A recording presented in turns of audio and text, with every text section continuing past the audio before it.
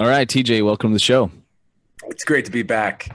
I was saying we should say welcome back. That's Yeah, right. second Yes, time. Mr. Two Fit Brothers. I'm honored and excited to be jamming with you guys here. That's right. Yeah, last time we had TJ on, it was the middle of your book crowdfunding time, and now it is actually published, is out to the world. The Art of Health Hacking is out there. And I was just telling TJ before we hit record here, when we first got our copy, this thing is a tome. You know, it was a lot bigger than I thought it was going to be. Pleasantly surprised, though. It's a bunch of great knowledge that TJ is dropping in there. So excited to get it Did out. you There provide you the go. definition of tome for everyone, including myself? Well, I do a little Vanna White. Yes, let's hear that definition. A tome is, according to In a world where one man puts another on the spot. exactly. It is a solid book, though, like full of information. I mean, it, like Jake said, definitely a lot, thicker, more dense than you probably expected. Yeah, we expected for sure. Well, I would hope so. I mean, it only took me 3 years to write and another year to edit. I don't know how that compares to all the other health authors and authors in general out there, but yeah, I definitely took my time writing this book, and I didn't plan it to take 3 to 4 years. Here we are 4 years after I had the idea, getting ready to formally launch it. That's the case. Luckily, it wasn't like my full-time job. I was able to do it on the side, and allowed me to create what I was truly called to create. And it really evolved over time. So 15 chapters, a little over 300 pages. And it's pretty comprehensive, I think. So I'm glad you guys are enjoying it. Yeah, for sure. I was going to say, now looking back on that time over that 3 years, would you say it was a blessing in disguise it took that long? Yes, of course. Honestly, I thought there was a point about 2 years ago where I had thought I had finished the book. I thought it was done. And then I passed out at brunch and went to the emergency room for what I thought was a food allergy. Comes out to be dehydration and low sodium. That sort of scare, that health scare, I literally collapsed at brunch and came on all fours. I may have shared the story in the last episode, but that spawned 6 more chapters in the book. The last 6 chapters, because I was on a one-way flight shortly thereafter, heading out to San Diego, California to explore the functional medicine movement, meet a naturopath doctor, and get advanced blood work and genetic testing, and really kind of take the whole health hacking game to the next level. So, of course, it was a blessing in disguise, and I'm extremely grateful for going to the emergency room. As crazy as that might sound, it was my ultimate wake-up call to realize that my health is truly in my hands. I didn't see a doctor when I was in the emergency room. No one told me what was going on. I didn't find out anything until 2 days later. And by that time I was like, all right, give me my results. They're limited, but at least they show the markers, and I'm heading to San Diego. Peace. So that was in Iowa, Des Moines, Iowa. And then I started my vagabonding journey to finish the book. So for people that haven't heard the first episode that you joined us, could you give people a little backstory on how you came into the health hacking scene and what spurred that passion? Of course. For context, I'm not your traditional like fat to fit story in terms of health, and I've as a health leader, my big mission and message is to empower more self-experts and not necessarily health experts.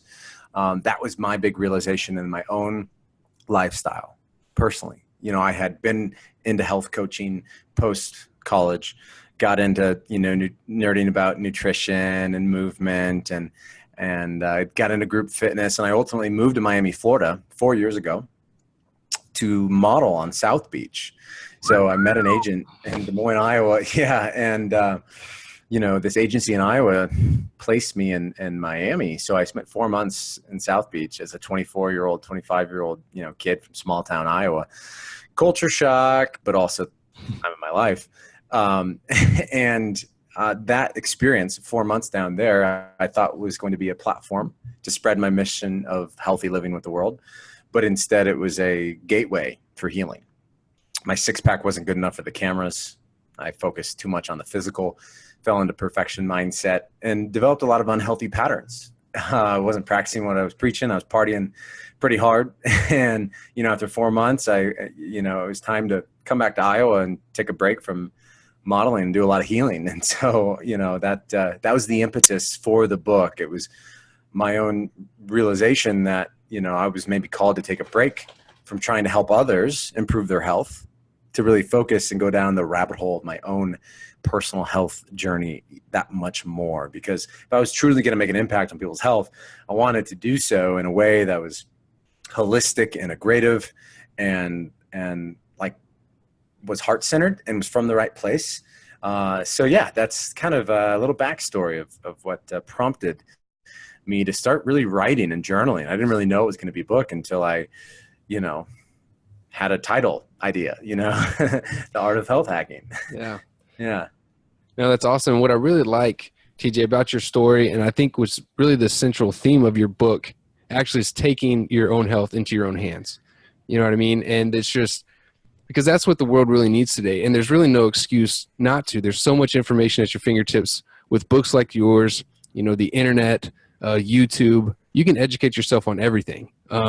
So where did you go to basically self-educate yourself on this stuff? Yeah, sure thing. So I had a mix of formal education and self-education. A big part of my background has been in behavior change science, specifically in the fields of health coaching for like communication transformation. So both involved with training health professionals as health coaches. So working for an organization that would help the medical group, help the community health center, you name it, transform the conversation with their patients to help them adopt behavior change. So I spent 2 years working for that organization. And that's when I really realized the power of concepts such as motivational interviewing and, the 5 stages of change, and this literal process, a conversation flow model that you can follow as a health coach with a client or patient that is empowerment based, not prescriptive, and is literally a model with steps to follow to guide people through empowering them to discover on their own ideas and motivations for making a small change in their lifestyle. And I mean, this stuff it's super powerful. And so part of the mission of the book is to democratize this science, to bring to light the recent science of behavior change, and of course the art, and you can't have one without the other. And so for the average person to actually coach themselves in their own health. So there are specific exercises inside of the book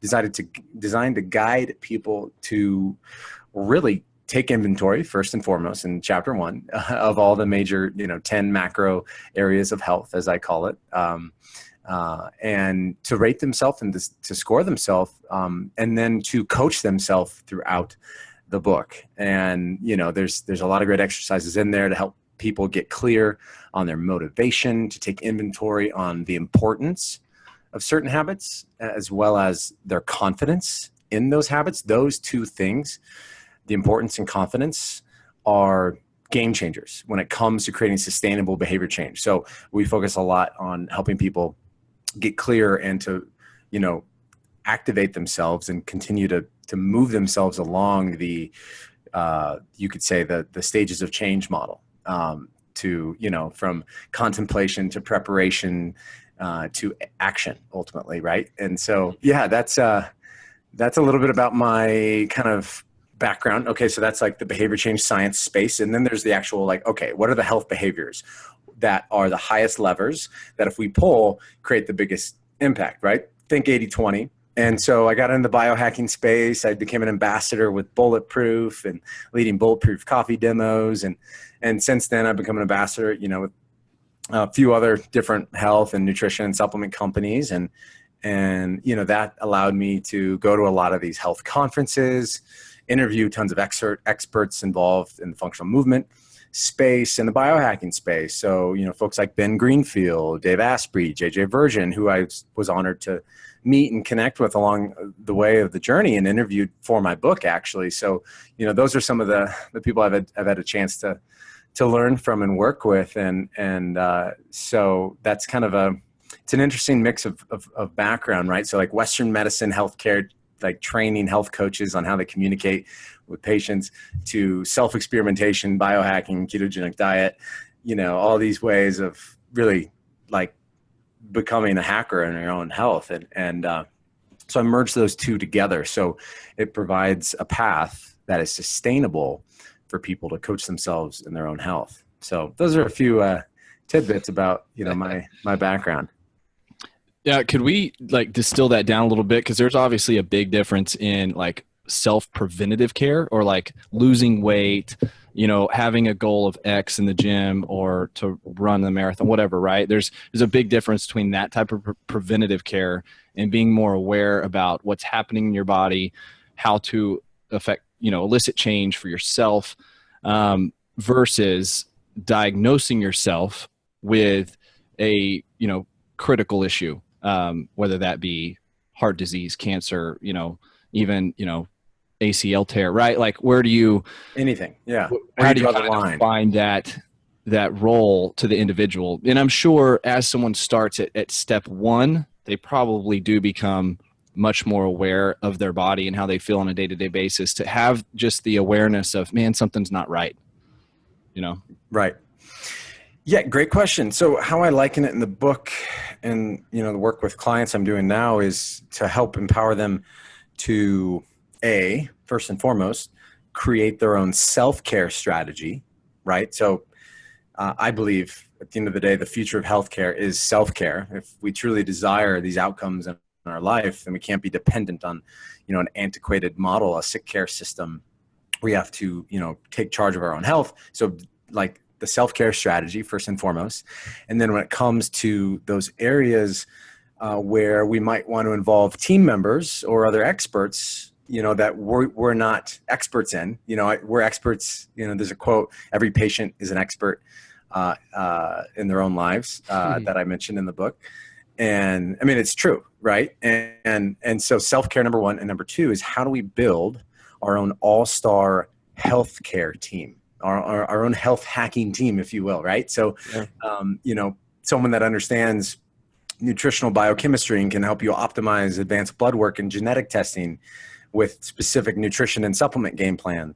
I have a full chapter on that in the book titled Measure What Matters. And, because right now, for instance, the consumer-driven healthcare movement is growing. And, at the same time, to your point, it can be challenging around we don't want to self-diagnose too much. And we want to know when we need to ask for help. Right. And so I'm a huge fan of encouraging people to ask for help and tap into their intuition and know when they're called to ask for help. And a lot of that has to do with, building out that healthcare team and in a mindful way, in an intentional way, and not just, going to your standard primary care doctor who, gives you 15 minutes of time, says you look fine, and maybe eat a little bit less sugar or carbs or something, like because your triglycerides are high, or back off the alcohol. I mean, what does that do? So and prescribe you a pill. Yeah, well, I mean that's the model. That's how they're incentivized and motivated. So, which is unfortunate. And so as consumers, we need to learn that. We need to understand how the healthcare system was built, B, how our professionals were trained, and see who we want to work with based on all of that, right? So I think that's essential for people if they truly want to take their health in their own hands, to understand that our healthcare system was not built for chronic disease. It was not built to change lifestyle behaviors. We thrive. Our healthcare system thrives. That's right. Western medicine thrives when it comes to acute illness. If I walk outside my apartment right here in Boulder, Colorado, and get hit by a car, thank God I live right across the street from a hospital, because that's where I want to be. But if I'm having some symptoms, some skin issues as a result of my diet maybe, or my fatigue is too high, and I've got brain fog, and I'm struggling to lose weight even though I'm making these changes, like asking for help from the right people becomes so much more essential at that point than just going to traditional doctor and in person. So I'm a big fan of that kind of dual approach, right? Self-care meets healthcare. Yeah. Yeah, no, I like it. And even, I mean, chronic disease is costing, the American government, just the management of it, millions and millions of dollars, the taxpayers. Um, and I don't think people realize that. And they don't even realize a lot of the people we come into contact with, or the only reason they're going to the gym or really want to do anything, it seems like, is they want to look good naked, right? That's really what they care about. And they think if they look good naked, then they're healthy. And it seems like with you, TJ, going down kind of that model path, and thinking that you were healthy, or chasing health by trying to be a model, what would you say to those people, and how do you change that paradigm for them? Well, I prefer to ask questions first and foremost, like one-on-one, as opposed to like Sure. tell them like, this is the piece of advice, like you need to learn, What's a question then that they could ask themselves, or you'd like to ask them? Yeah. Great question. Well, first off, I will say one point. There was 6 words that a woman placed on my heart 2 weeks after I came back from Miami. I was actually at a heart opening ceremony. And she said, and I quote, I mean, this just unlocked everything for me, specifically as it relates to like how you look good naked. You are more than your looks. You are more than your looks. She said at least 2 or 3 times. And that helped me to realize that, oh, wow, I'm more than my looks. What does that mean? Like, how does that feel for me? And it just like, it hit home so much for me because, not only through modeling, but a lot of my life, I felt like I had been judged based on my looks and, when I was a 6-year-old kid, I was on the front cover of this Iowa You Make Me Smile magazine. Oh, my front teeth were missing. we got to find that. Yeah, we'll put that in the show. Publish this. Yeah. So, so you are more than your looks. If I were to say something to someone that, values their fitness and has that as one of their top reasons for wanting to, change up nutrition or work out more, that you are more than your looks, and to close your eyes and get deep into your body and your breath to really check in with how you feel.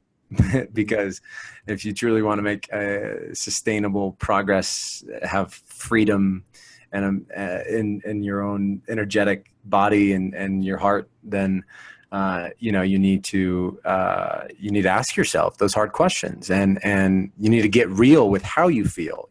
Get real with how you feel allows for truth, allows for clarity to come up, and your like higher self truth, right? Mm-hmm. So, but to your point, your question, like what questions would I have people ask themselves?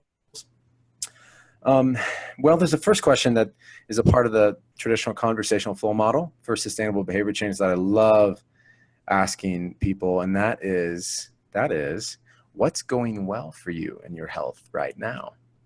Mm-hmm. So often we focus in this world of health, personal development, et cetera. In my experience, I see it as almost as like a self-improvement movement, and that self-improvement movement can be addictive. And so, I have a chapter, for instance, in the book titled, What's Your Story? How to Approve Yourself, approve with an A, before you improve yourself. And to me, the most optimal balance is to really find a harmony between those two, so that while we are on our trajectory of progress, not perfection, we're able to approve ourselves while we're, improving ourselves in some other qualitative way. So the marrying of those two, so asking the question, what's going well for you right now? Boom. It allows you to acknowledge yourself, give yourself credit for what you're already doing well in your lifestyle. When it's our brains are hardwired to focus on the negative, this allows you to tap into the positive first, which builds like the whole like self-efficacy, the confidence, and fuels motivation. So I'd start with that question, what's going well for you in your health today? And then the next question after they reflect on that is perhaps, what's an area of your health that you are interested in focusing on? Is it your evening routine with your sleep habits? Is it your relationship with technology, quantity and quality? Is it what you put in your body? Is it what you don't put in your body? And is it your relationships, et cetera? So, asking yourself where you want to start. What's of most interest that you think might be the highest leverage way to bring less stress, more mental clarity, and overall peace and happiness in your lifestyle. So those are kind of a good go-to questions right there in the whole health coaching world that people can apply for their own self-coaching strategy. I like it. Very cool. Yeah. Right? I mean, it it'd makes sense too, right? You know what I mean? Yeah. Could you further just define like the self-care? Because I think the general population is really confused about just that term. Because we're all on board here. Like a traditional doctor, 90+% of them don't know anything about nutrition. They don't know anything besides, unfortunately, writing a script for X problem. And so if they hear that and they're like, oh, well, okay, what am I supposed to do instead? Like drink herbal tea because I have this issue. Like that's kind of the association, right? And your book outlines, like we've discussed, kind of the roadmap on going about these things. But for people that keep hearing this self-care term that have forever, 30, 40, 50, 60 years, have turned to that doctor in the white coat for all the answers, just like, the beginning of the road for them. Beginning of the road? Sure thing. Yeah. Well, traditionally, we are chronically disconnected from nature and sunlight. And instead, we're receiving our light from technology. So there's a reason why it's dark around me, yet my face is glowing. And that's not because of my parents providing me with good genes. That's because of this near infrared full spectrum light I have on my desk. I've got blue light being blocked on my computer right now, Flux, which removes the blue light. It's a free app you can add to any laptop device, computer device. And then this light here mimics the sun. So full spectrum. That's an example of like alternative ways you might not think of that are self-care, but that makes such a difference on like building like high quality energy and supporting your cells. Like on a cellular level, you're doing self-care with getting proper sunlight, so like first thing in the morning or during sunset, that's when you're receiving higher amounts of the red healing light compared to say during the middle of the day. And so you can also mimic that with near infrared full spectrum light as my example. So that's one, cue. I would say more than anything though, a lot of it comes down to like assess your stress, stress, hypertension makes such an impact on every other area of health. So getting into our bodies, into our breaths, yes, our nutrition and movement can play an impact on our stress big time. But so often we are disconnected from our breath and we're living in the mind and breath facilitates movement and flow. So if there's tension or issues in your tissues, as I like to say, which I believe we all have at bay inside of our bodies, if we have these issues in our tissues, the breath can facilitate movement and awareness to these areas. For instance, I believe, the more sensitive we become, the more sensitive we become, right? So it's kind of like this idea that you're either continuously growing and healing or you're not. Right, you're getting worse. Stagnation's like really it's hard to maintain the same. You're either kind of dipping down or you're getting better. And you can kind of toe the line, but assessing your stress in general, like constantly living in this fight or flight mode, and like learning about the nervous system and how much the breath impacts that. Oh man, that's like step one, I would say, for people to really kind of take their self-care game to the next level. And then from there, you can further consider other small little cues in your environment, from, a foam roller to an Epsom salt bath.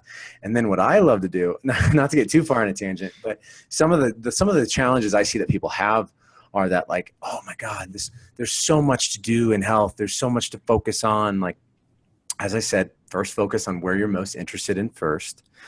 But I'd also suggest people, if this is an okay time to bring this up, it definitely has to do with self-care. And that is what I've kind of called, I've kind of built this formula, this like 3-step process of creating like sustainable, optimal health behavior change called the Health Hacker method or the Health Hacker formula. Okay, it's a 3-step process that people can simply remember when it comes to trying a new behavior on a daily basis, or B, going about like a stage of their life like weeks or a few months of lifestyle change that can just move mountains, make it so much easier. Okay. So it's 3 steps. Step 1 is activate. So take inventory and take action of where you're at now. So you kind of warm up the engines, get started. You're kind of activating energy. You're getting in with some of the fundamental hacks of like, breathing, hydration, etc. Step 2 is elevation. So elevate, activate, and then elevate. So taking it to the next level. And then integration, integrate. Step 3, this is the one that most people miss. And it's the step that allows for reflection and the collection of the thoughts of your experience that you went through, so you can reflect on it and ask yourself what you learned about yourself so that you can move forward in life in a much more sustainable, integrated manner. So when you try new health hacks, they can become habits. They can be integrated inside of your being, as opposed to just trying to do too much at once and then going cold turkey again and never doing it again. Losing sight of integrate. Step 3, that's such a key step. So that 3-step process, for me personally, helps my own journey. Use that process often with clients. But there's a fun little aspect I also like to do too, called the self-care dare. So speaking of self-care, yeah. Have you guys, I think I came up with this. I haven't seen anyone else talk about it, but think about it, right? Like you can play this with your friends, with your family, with your colleagues, the self-care dare game, and it's this idea that you can pick from a host of different items that might fall under self-care, from whether it's going on a walk, to doing an Epsom salt bath, to doing a sauna session, to doing a breathing session, right? All these things that might be free or pretty cheap. And then on another paid category, you can look at float tanks and all these other kind of advanced things that might cost money. And so you can choose, you can pick your own self-care dare. So that's what I'm doing with some clients right now. They get to choose from a list of, items that they want to experiment with. And so I dare them. If they don't do it, then they have to share their truth. So it ends up being truth or dare. But yeah, I know I'm kind of on a tangent, but those are some examples of how people can, sustainably integrate self-care, and some examples to start with. So let's unpack. I'd like just personally to unpack this activate state and just taking inventory, right, and becoming self-aware, because I'm very much an action dude. Like I'll do fine with that. You tell me something to do, I'll do it. But I don't want to stop and slow down and like think about my problems, right? But I understand the importance of becoming self-aware, because you really can't do anything until you realize there's a problem. You can give it a name, and then you can do something about it. So what does that process look like to actually, reflection? How do you do it? Yeah, definitely, man. Well, I think there's a lot of value first into, ask yourself what you want to, like, where's the tension? Where's the stress coming from? And like, what aspect maybe of your past have you been suppressing emotion on? For instance, I had a lot of healing that I wrote about in my book related to my relationship with my father. That helped unlock lots for me in my life, and my relationship with God and spirituality, and of course the relational dynamics with my dad. And so that's different for everyone else, right? For anyone, their own aspects of their life that they want to reflect on might be different. But there are some examples that I share, namely in the book, that I personally found while writing the book and doing my own healing. And I was reading a book called Self-Compassion, The Proven Power of Being Kind to Yourself by Dr. Kristen Neff. Big fan of her work, especially because she looks at it in contrast to the past several decades of how much we've built this. I talk about the self-improvement movement, but self-compassion in contrast to was it self-efficacy or another body of science that they like, self-esteem, the self-esteem movement with children, with kids. Like it's always like, oh, build up the self, like you're good enough. Oh, you're good enough. Instead of like getting to the roots, into the heart, into the healing, have compassion. So one of the exercises that she talks about is how you can actually write a letter to yourself as if you were an imaginary friend, and go through this process of like writing yourself a letter to yourself as if it was from someone else, acknowledging yourself for certain things and giving yourself a break. The good and the bad. Yeah, exactly. For healing, for acceptance, for compassion, right? So that, boom, right there, I see as fundamental inside of like reflecting on one's life. Now, when it comes to reflecting on like, oh, I just spent 60 days on a big health kick, you know, dialing in my nutrition, my sleep, my movement. I've never felt better in my life. Like, pause, take a break, maybe spend some time in nature and do some journaling and just journal for what comes up for you, you know, and that, that's, you know, it's simple. That's how I look at it. Yeah. Yeah. I know, Tim Ferriss has spoken a lot about that recently in the last 6 months or so about self-love and like some of his issues in the past. Right. And how once he like finally addressed that really helped him a lot. Don't you think I mean, like, what's y'all's opinion? I think a lot of that sounds painful. I think so much of that could be our culture today, like with social media and projecting what we want everyone to feel. And TJ, you touched on too, like the self-esteem with kids, you know, and like everyone gets a medal, and you know the parents, like, you know, I'm a parent now. My daughter's only 1, but you know, congratulations, congrats. But it's like, you know, if she sucks at basketball, I'm going to tell her like, hey, honey, like it's probably not your jam. Like, let's try something else. You know? It's not going to do her any good to falsely like prop her up to keep dribbling a basketball. You know, it's like by the time she's playing, they're not going to be keeping score anymore. Probably. They won't. They'll just be trotting out there and, you know, just dribble around and everybody wins. I mean, but you know, they hear that. So think like we didn't hear that. Dude, like I'm playing TJ, you played sports. We all played sports. Like if you sucked at something, you were going to hear it from somebody, you know, like, and there was no ifs, ands, or buts about it. And, but today, I mean, the generation below us, it's everybody gets a medal. And so you think about those kids that hear that for 10 years, 15 years, and they become 18-year-olds. Yeah. And they're all entitled. They're all entitled. I mean, I'm just kidding.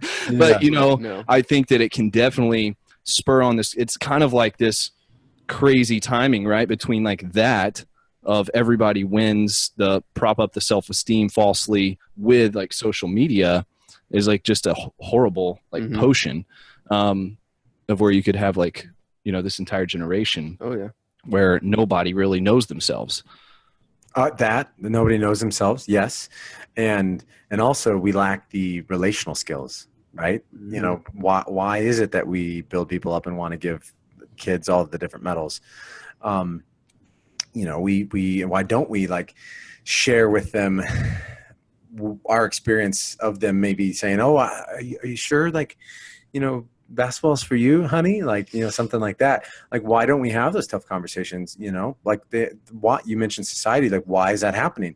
And a lot of it's, you know, not confronting and being able to have the hard conversations with yourself, and B, that leads to more fear and having real honest conversations with others. So, you know, that's and again, that comes down with self-talk, your relationship with the self, and also your experience with self-expression and sharing and communication. And so that doesn't always come naturally to people, right? So if we didn't grow up into in a household that had a lot of like healthy, honest, clean self-expression, then those aren't skills that we've instilled, we've learned, right? Because they're certainly hardly teaching them from what I've seen in K through 12.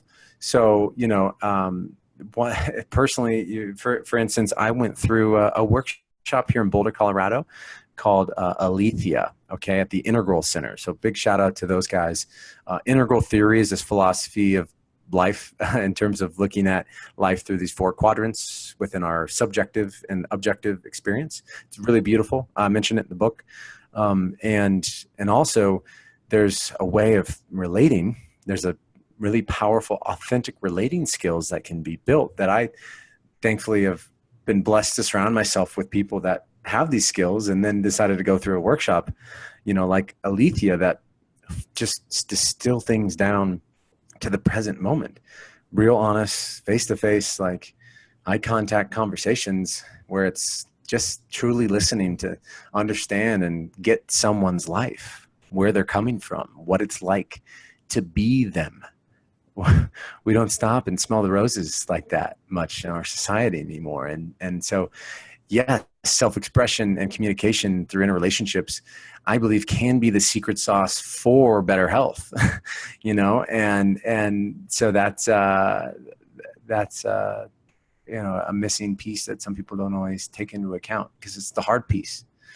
It can be challenging. It brings up truth. So the lack of communication is like it's like the double-edged sword of technology, right? And TJ, I'm sure you can add a lot of, thoughts and insights there, as far as, because biohacking, it's like getting with nature, but also embracing the right technology. Totally. It's Jake, if you didn't know, he's the most eligible bachelor in Fort Worth. So ladies, that's his fair share of dates. Okay. And, he's experienced he comes to the office and he's like, man, it's like kind of the same old story. Like, so many communication issues in the dating scene today. Yeah. Like, people can't even look each other in the face, Yeah, it could be its own podcast for sure. Yeah. Oh man. No. It's hear fine, but it's just people communicate differently than the way we grew up. And the way people are meeting anymore is on these dating apps. And it's like, you got to go through this whole process of, okay, you match on there, and then you got to text on there for a while. Then you get the number, and then you text. You can't call too soon, because that freaks some people out, and whatever else. It's just like they don't. Yeah, and some of these girls that I meet with, they just don't. This is what we're talking about here. They just don't know themselves, and it's because I think they see their world through the screen all the time. They're always too worried about wanting to snap these pictures or whatever it is where they're at and with their food, other than like actually talking with the person across from them, And then you see it really whenever like the relationship will end and take its course, because they just don't know how to deal with it. That's why this whole ghosting thing is a phenomenon, because they don't know how to have tough conversations in a loving way to, it's just maturity, right. And they just don't know it. But I mean, I try to date in such a way where I take ownership and actually leave people off better than I found them, no matter what. Yeah. So I try to have that, but it doesn't always happen reciprocally. Yeah. TJ, on the technology side, what are some ways that you like recommend embracing the right pieces, and finding that balance? Definitely. Yeah. So I don't know. I go in waves with social media. Well, I guess, for instance, so several different topics within technology, social media being one of them. I'll start there. I just had my first Instagram post in 9 months.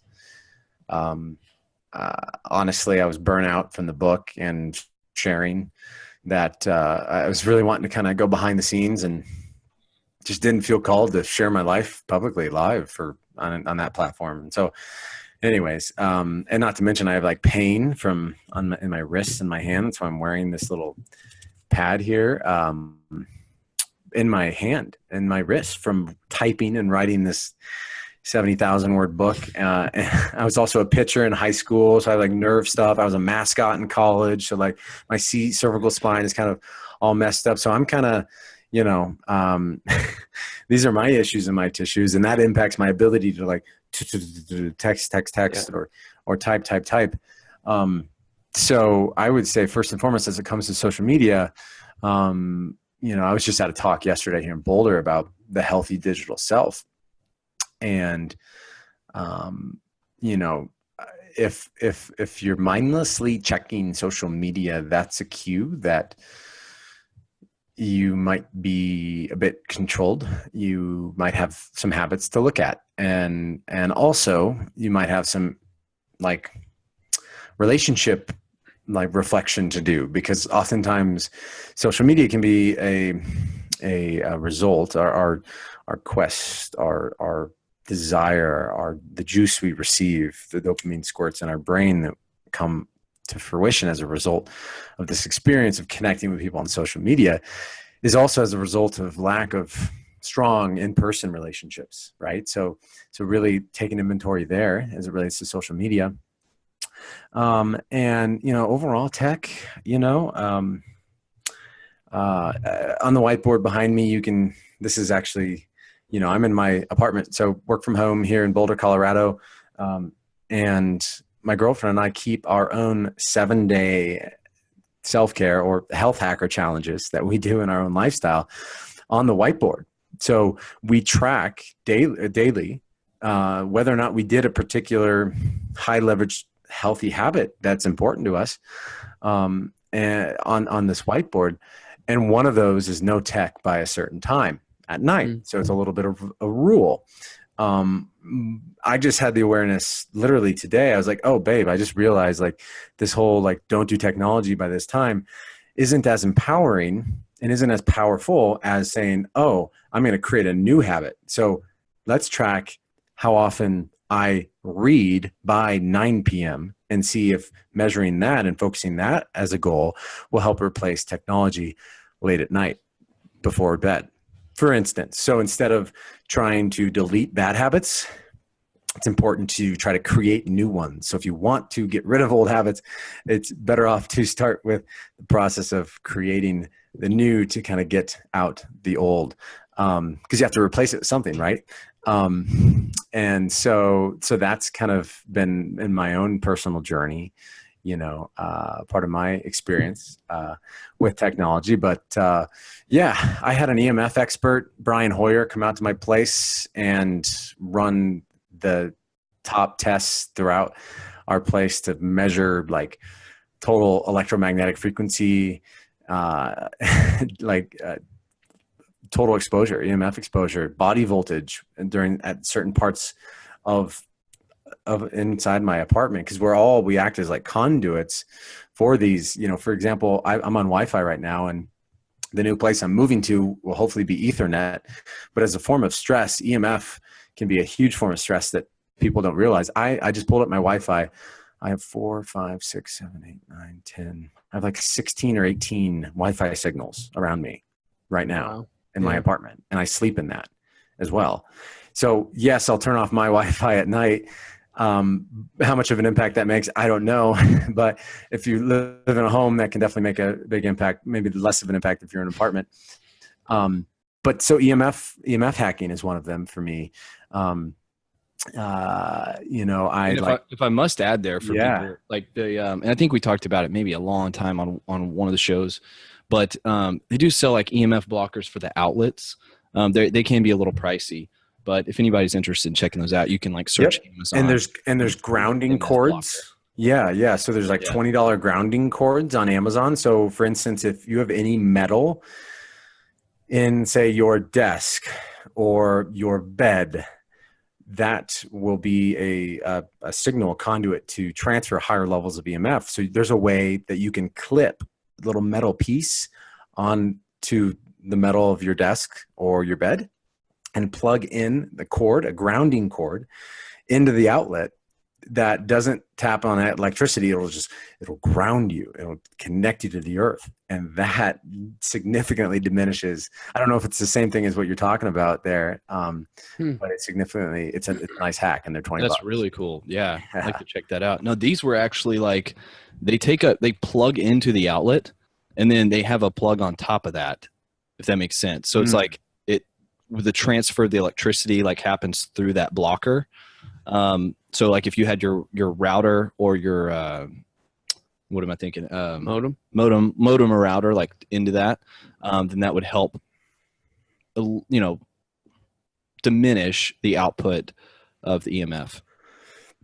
Totally. Yeah. Brian Hoyer, he's my guy. Shielded Healing. A big shout out to him. He's one of the top EMF experts out there, and I'm sure he's probably heard of that or seen that. There's some next level stuff when it comes to EMF hacking. They sell this like certain type of paint that you paint your bedroom with that completely removes all EMF. Yeah, it's next level. It's not cheap. It's not cheap paint whatsoever. I mean, I think some monks they got some special formula on this. I don't know exactly what's in it, but it's probably got CBD in there. Says CBD markup. Yeah. So, anyways, those are some examples for me. But just and grounding yourself in nature can help to allow you to have a better relationship with technology, because you're not as high strung when you're using it. You're coming off of a healing, negative ion experience from touching the earth. and some sunlight. Like a barefoot walk or something. Yeah, exactly. Yeah, that's so one of the things I track every morning is morning sunlight and grounding. So I usually first thing in the morning I'll feed my dog, I'll hydrate myself, and then I'll take my dog out on a jog for a half hour, and we hang out. And it's essential morning routine like that that is big for me that people can try. Yeah, that's awesome. The last girl that we had on the podcast is a meditation expert, and she actually calls that, I don't know if you ever heard of it, it's called forest bathing. Yes, Japanese call it forest bathing. Yeah. Yep. Yeah, I had no idea it was a thing. I know, right? And well, and yeah, You know he's addicted. So. In fact, I'm surprised you're not doing this podcast from a forest. Yeah, there's a book that you can mention or put in the show notes called The Nature Fix. Big fan of The Nature Fix. It looks at the quantifiable health benefits of nature, both for healing and prevention. And it talks a lot about forest bathing. The author went to Japan. What they actually have set up right now in Japan, they have mobile lab units measuring people's before and after blood pressure, heart rate variability, resting heart rate, you name it, cortisol levels, before and after they take a walk in nature. They're quantifying this shit. It's amazing. And it's on one hand, it's like, oh, do we really need to measure something that our bodies just intuitively tell us, right? So the art. But then at the same time, it's like, well, science can give it more respect and fuel, and thus people will be more mentally motivated to try it because they know there's quantifiable benefits. So yeah, isn't that fascinating stuff? Like we should start one of those ourselves somewhere this summer. You know? I'm sure somebody will monetize that soon. Oh, come bathe in my forest. Yeah, sort of thing. Exactly. $40 a session. Bunch of nude people walking in the forest. Yeah, you pay to walk around naked in nature. Sounds like a Portland thing. That's hilarious. Oh man. Let's get into some more of the specifics of the book. I know you talk about the 3 secrets to becoming an optimal health hacker. Let's dissect that. Give us some secrets here, TJ. World, we're one man. Okay, so these secrets. You got that down pretty good. Well, I've had some practice. I had some fun with it. I had a friend that used to side tangent, Dane Maxwell. Shout out to him. He's a musician and an entrepreneur, a great friend of mine that got me into authentic relating and a big part of our Des Moines community in Iowa. He would give me a set and setting, a storyline, and then I'd have to do a voiceover as if it was a movie trailer.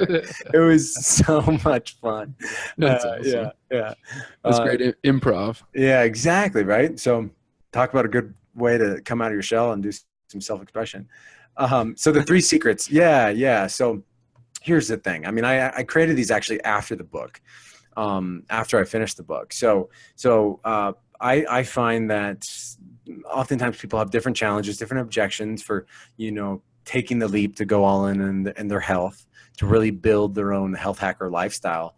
And the secrets I found to help them work through those challenges and objections are number 1, I don't understand how it would work for me. Can I do this on my own? A lot of people just don't need to ask for help.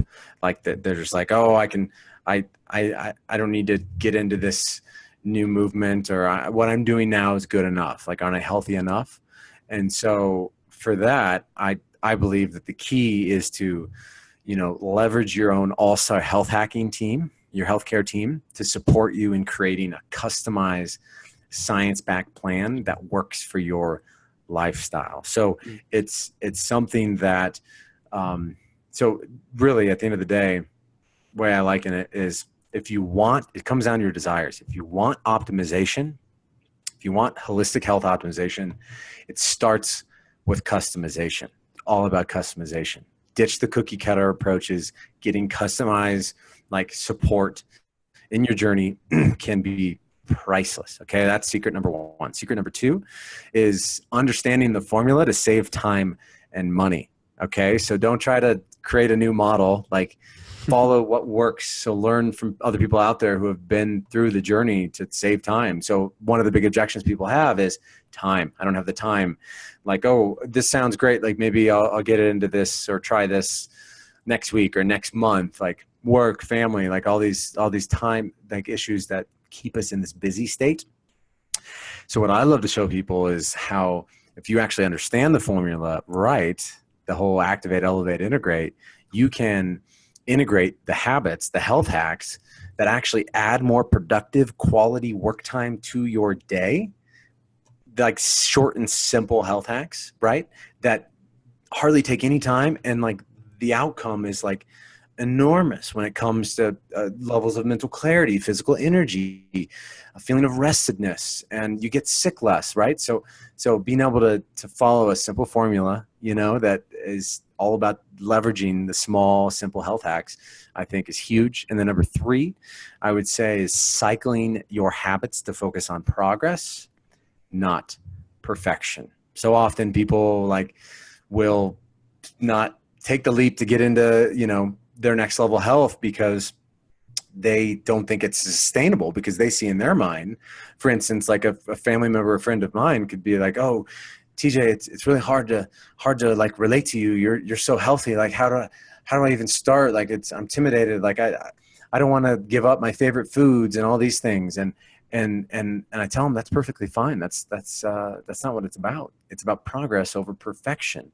And you can actually embrace this principle of cycling like certain habits to see huge results in your energy and your health. Yes. But to also like not go crazy. Don't completely give up the things that you enjoy from time to time, you know, and learn how to trade up as well. For instance, like buy a coconut flour gluten-free pizza at Whole Foods, the Capello's brand, for instance, which is actually based in Colorado, which we had some pizza last night. You know, it's store-bought, but it's the healthiest store-bought pizza you could have. It's convenient, and I'm not waking up with brain fog from the gluten and the crappy ingredients in there. So you can trade up, and you can also focus on progress, not perfection. So those are the top 3 I would share. Boom. We promised them some secrets. We got it. Awesome. What ultimately do you want people to get out of the book from reading it and working through it? Yeah, you know, the last part of the subtitle speaks volumes. It's building healthy habits that matter, right? I would love if people, what they got out of the book was a little bit of inspiration, motivation, and guidance about how they can just go to the next level, take one step further, try one new thing, one new tip or idea that was learned in the book, and also share their journey with others, because we learn and grow and we're inspired by others around us. And just because you're embarking on a health journey doesn't mean, you know, others won't want to hear and celebrate that. Now, be mindful of how you communicate and express that. For example, I have a quote in the book that says, "Don't should on others." No one likes being should on. So unless you want to be should on yourself, don't should on others. So our language, it can play a big role. So so I would say that's at the end of the day is to empower people to take their self-care and healthcare strategy to the next level and continue to have a model that they can reference, right? These tools in here aren't like, you know, it's not your traditional like quick fix diet approach. This is holistic, integrative, sustainable. And I just realized that when you look at health backwards, oh, trippy, TJ is right there. My TJA, holy crap! Whoa. You guys, you see that? That's complete tangent, but like, what? Are you kidding? My name initial? I'm blown. Okay, mine's blown. Yeah, I don't know, man. So that's awesome. That is awesome, dude. Sweet, dude. Well, so where can people pick it up? Where can people find you, get plugged in the community, all that good stuff? Definitely, man. Yeah. So the brand, the community I'm building is yes, what it means to be a health hacker, but also elevate your state. Mhm. So these hats are not formally for sale yet, but they are Is that a trucker? coming out soon. Yeah, a little trucker hat. Nice. So elevate your state. I held a retreat. I think I mentioned you guys this last spring in San Diego. Yeah. Is my company. It's the brand. It's the mission. It's the message to not only elevate your own state of health and performance, but to elevate the state that you live in, the community around you. So it's a dual purpose meaning. And it's beyond health too, is right. It's evolving your own self. But the book, if you want to grab a copy of the book, it's healthhackerbook.com. That's healthhackerbook.com. It's on Amazon as well. You can totally get it there. There's a Kindle version there. I only sell the paperback on my site. Free shipping on my site in the United States of America. And you can definitely learn more about the book on that site. And we also have a free book club, a Facebook group community for everyone that's reading the book right now. So it's a Health Hacker Book Club on Facebook. Really simple. Got 300 plus people in there, and really empowering people to come together and share wins and take their next step in their health hacker lifestyle. So healthhackerbook.com and Health Hacker Book Club on Facebook, TJ Anderson on Facebook, TJ Anderson Live on Instagram. And that's where people can get down and boogie with some health hacking. Yeah, he's just back on. Good stuff. Just back on the Instagram. Yeah. The Instagram is, You're gonna get some fresh content. Maybe, one post a month or something, one post a week. Look out. We'll see how much I end up sharing on there. It's tough, man. Instagram's tough. It's a tough game. Yeah. I mean, it's, you got to do what you got to do, but I don't know. Yeah. That's what I've always told Josh from the beginning. Social media is like a necessary evil, I feel. Yeah. It can be. It certainly can be. Yeah. So anyways, brother, thanks for coming on the show, man. This was, we appreciate you coming back and obviously talking about the book. It's going to be a great success. So appreciate it. And the only other request I have is that you sign us off with a little Hollywood voiceover. Ooh, he wants the voice. You want a little Hollywood voiceover? A little inner world guy? Well, you got to set the stage. Okay. All right. The world is your oyster. Whatever comes to mind here. The world is my oyster. In a world where one man from Iowa moves to Colorado to elevate his state and launch a book about the future of health, and at the same time connects with two other men from Too Fit. Yes, they're naturally awesome, and they're here to help you optimize your health with the best pre-workout and post-workout supplements on the planet. So check them out. They're Too Fit. Dude, heck yeah. That's awesome. You're scarily too good at that. Oh my gosh. Hey man. Hey, if there's any Hollywood agents listening to this, I know. I am not for sale. No, I might be. I don't know. We'll see. I don't know. You're too good to be not be getting paid for that. Yeah, it's funny. I could go from like modeling where it's all about the looks to like voiceovers where it's all about the voice and how you sound. That's awesome. I love it, dude. Yeah, let me know if you need an intro voiceover for your podcast, guys. Yeah, we'll keep it in mind. I mean, you're the top runner, front runner. This is hilarious. I love this, guys. I love James. We got to hang soon. You guys are invited. Man. Come on out. And one other thing, if people are interested in taking their game to the next level, yes, the book is a fantastic tool that can support you. I'm also in the process of launching another round. I actually just did a pilot with a small group health mastermind called the Health Hacker Accelerator. It's a cool new program that I help people get access to advanced blood testing, genetic testing, and also like a consult with a naturopath. So it's like advanced like healthcare, like telemed healthcare meets like biohacking.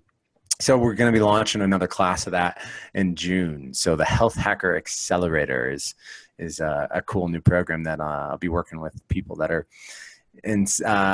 ready to take it to the next level. So very cool. Yeah. Awesome. Rock on. Boom. All right. Thanks, TJ. Signing off from Boulder. We'll see you gentlemen later.